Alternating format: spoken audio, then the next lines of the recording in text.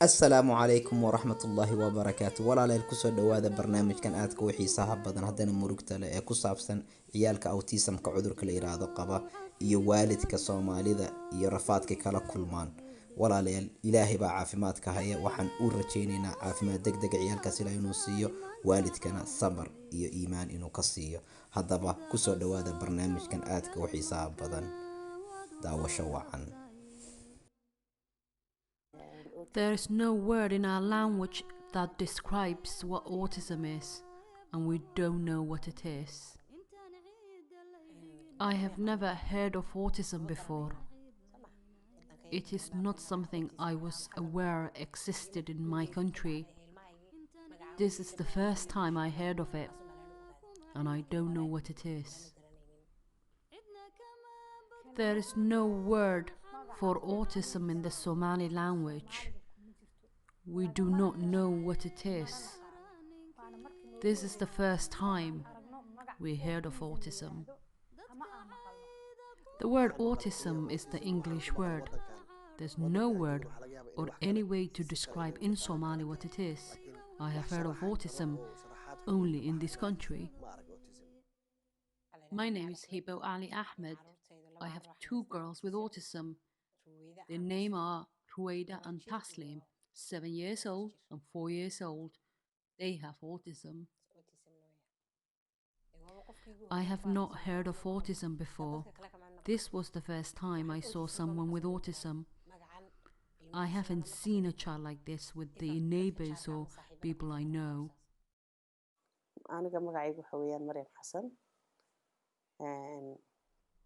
My name is Marian Hassan. I have a son with autism.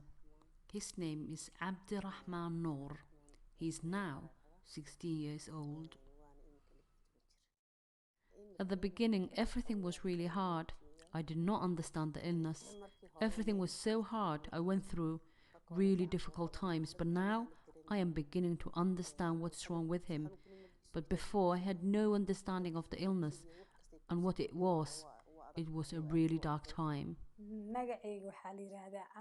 My name is Amina Mahamoud Abdi, known as Mulki. My son's name is Munassir, and he is 12 years old. An appointment has been arranged in 4 weeks to see the pediatrician.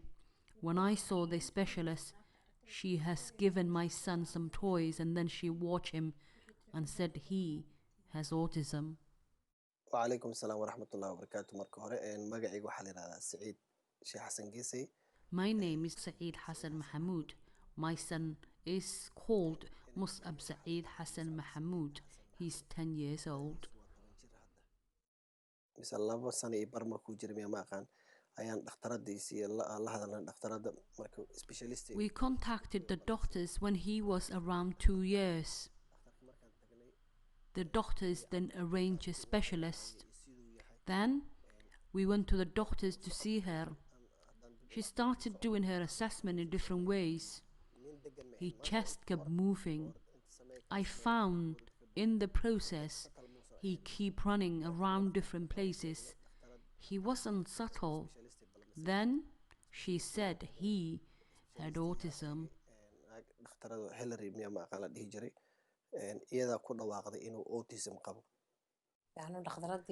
When the doctors told me my daughter had autism, I was so confused. I had no idea what that meant.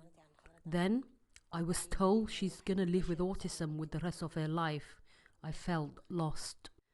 I was heartbroken. I had no choice but to be strong and do everything I can for my son.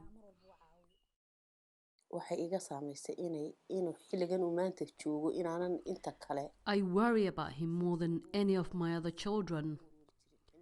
All my other children are very independent. They can catch the buses. You don't worry about them, about their life, but you worry about him all his life. You worry where he's gonna go, what he's doing on his own. You don't know what he's going to do. My son causes the police in the area to know me. All the area police know me and my son. He used to be up all night. One night, a neighbour saw a child standing at a window all night, and so the neighbour called the police. People thought I was a mum who was a loser. When the police came round, they asked me why your son is standing at a window naked. I explained he has autism. When I try to sleep, he stays up all night, standing on the window. And then the police started looking around the house and saw my other children. They can see all the other children sleeping in their beds. There's been a lot of interest about autism within Somali communities from different parts of the world. So this includes evidence from Stockholm in Sweden, in Minnesota, London, Bristol, now the Netherlands, where communities have noticed that there might be something going on in terms of higher rates of autism in the community. And likewise, clinicians and researchers have noted that too. Now, there's been very little, traditionally there was very little research on migrants and ethnic minorities in relation to autism. Because it's such a rare condition, large studies hadn't been carried out.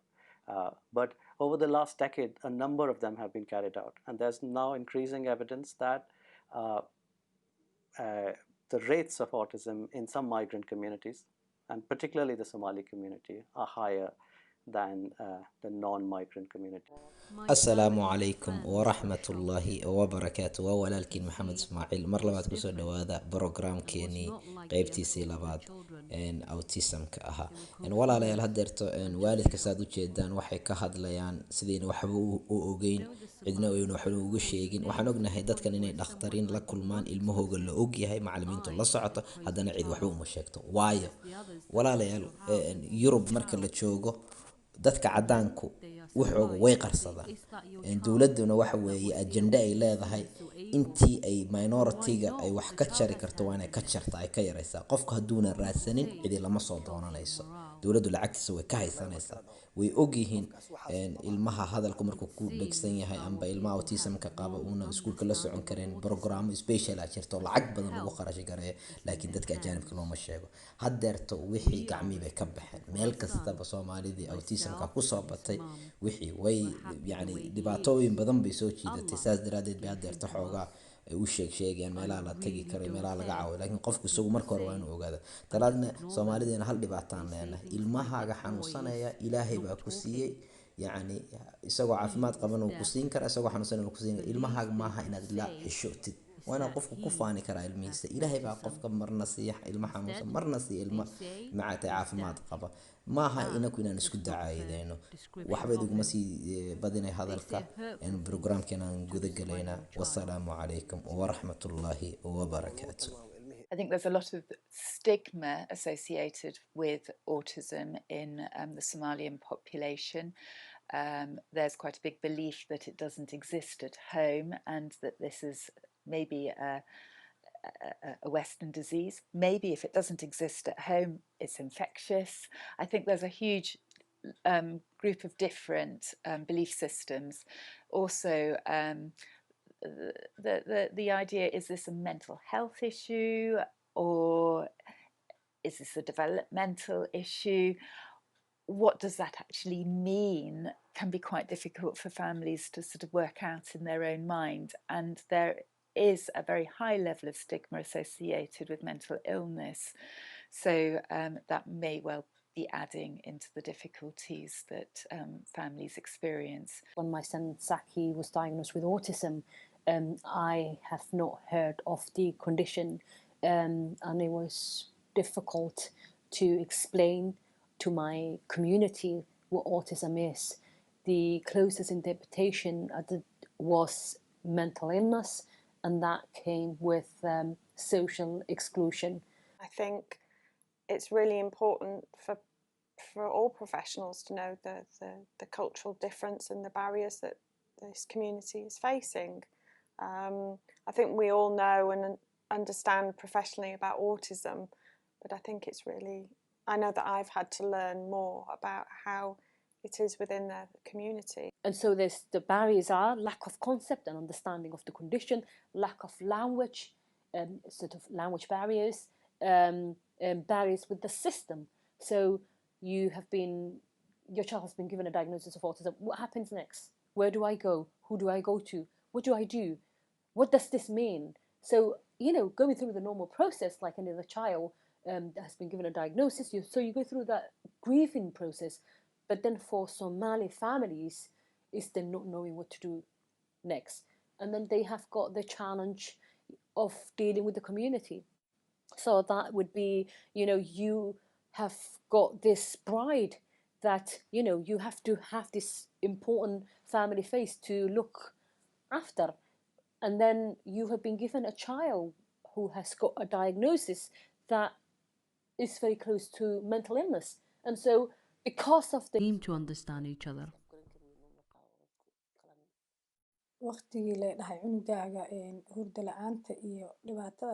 When I had all the problems with my son sleeping, I had a social worker, but my social worker used to say I can't take him somewhere called respite. My understanding of respite was I would lose my son when he says she's going to take him somewhere else called respite. I used to get upset, and then he used to say, no, I didn't need anything from you. If only would have said they can arrange support in the house, then yes. There was no way I can send him off somewhere. I can't sleep without not seeing him. I could not keep my other children and send him off somewhere. If I understood respite the way I did now, and I would have used it. I understood that time as if my child is taken away from me. I could not allow my son to be taken away from me while I'm alive, that I thought it is easier to suffer.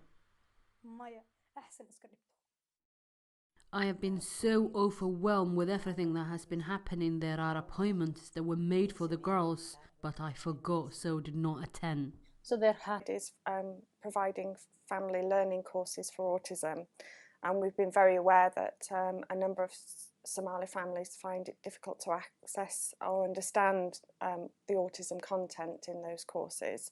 So one of the things that we did was working with Neuro and Autism Independence is to adapt those resources so that it met the needs and their understanding of the Somali community. So that was working with the content, looking at translating the materials, looking at changing some of the format so that it was more accessible. I think one of the biggest things was taking the course to a venue that they felt comfortable going to, and that also that somebody from their community was leading the course that they trusted and had confidence in.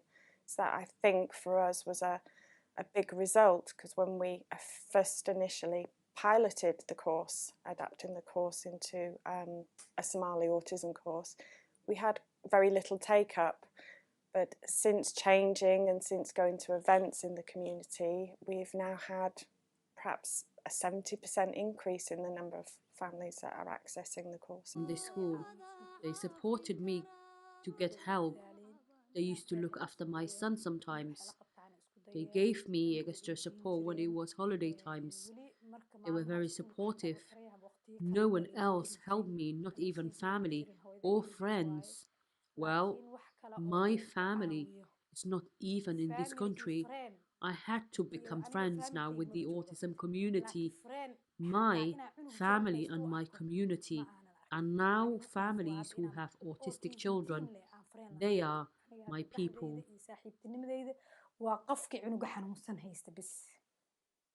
So I think when a child first comes into school and they are beginning to struggle, and we are seeing that there's gaps between them and their peers, and there's difficulties, and you start talking to a family, you have to be very sensitive. They do automatically, quite a few families we've worked with look at alternatives.